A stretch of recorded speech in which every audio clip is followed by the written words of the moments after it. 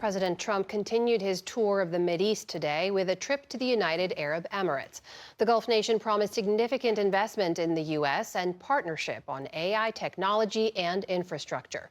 Nick Schifrin has that story.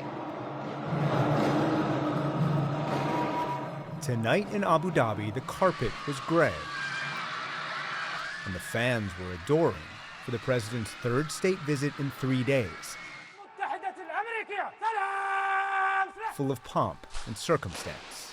The Emirates' first astronaut gave President Trump a tour of the presidential palace before the UAE bestowed on President Trump its National Medal of Honor. And President Mohammed bin Zayed promised to invest $1.4 trillion in the U.S. in the next 10 years. This partnership has taken a significant leap forward since you have taken office. I know you'll never leave my side. I know that. And you know the special relationship that we have and our country has. So our country's back with you. This is an incredible culture, that I can say. All week, President Trump has been showered with the Gulf monarchy's economic and cultural riches. Today, the Grand Mosque. And in return, President Trump has endorsed Gulf priorities, including making a diplomatic deal over Iranian nuclear enrichment. Iran has sort of agreed to the terms. They're not going to make, I call it in a friendly way, nuclear dust. We're not going to be making any nuclear dust in Iran. And we've been strong. I want them to succeed. I want them to end up being a great country. Today's agreements also include a U.S. commitment to share AI technology with the Emirates and for the Emirates to turn away from Chinese technology.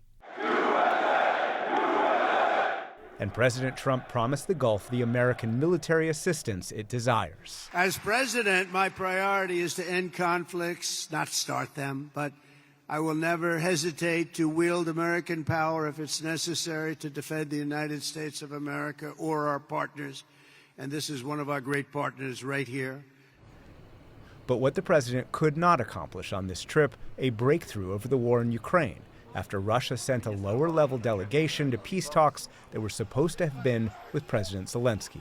I'm not disappointed. What would I be disappointed? We just took in $4 trillion, and he says that you're disappointed about a delegation. I know nothing about a delegation.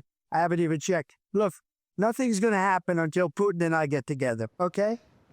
It's not clear the timing for that possible Trump-Putin meeting, but Secretary of State and Interim National Security Advisor Marco Rubio said it would be determined after the president returns to Washington late tomorrow and after tomorrow's talks between Russia and Ukraine. So, Nick, we expected those talks today. Tell us more about what happened there and also what each side is saying ahead of their meeting tomorrow. It was a bit of a diplomatic dust-up today in Turkey. The Ukrainian and Russian delegations landed in different cities. The Russian delegation ended up waiting in Istanbul for a Ukrainian delegation that didn't even show up. And the two delegations were really lopsided. Zelensky was there in Turkey with his most senior aides, but Putin was a no-show and sent relatively mid-level officials, what Zelensky called a decorative group.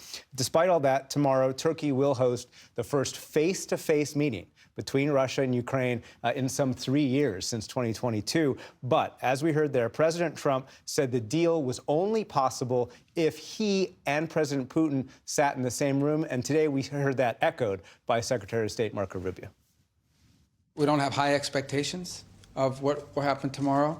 And frankly, at this point, I think it's abundantly clear that the only way we're going to have a breakthrough here is between President Trump and President Putin. It's going to require that level of engagement to have a breakthrough in this matter. I don't think anything productive is actually going to happen from this point forward until they engage in a very frank and direct conversation, which I know President Trump is willing to do.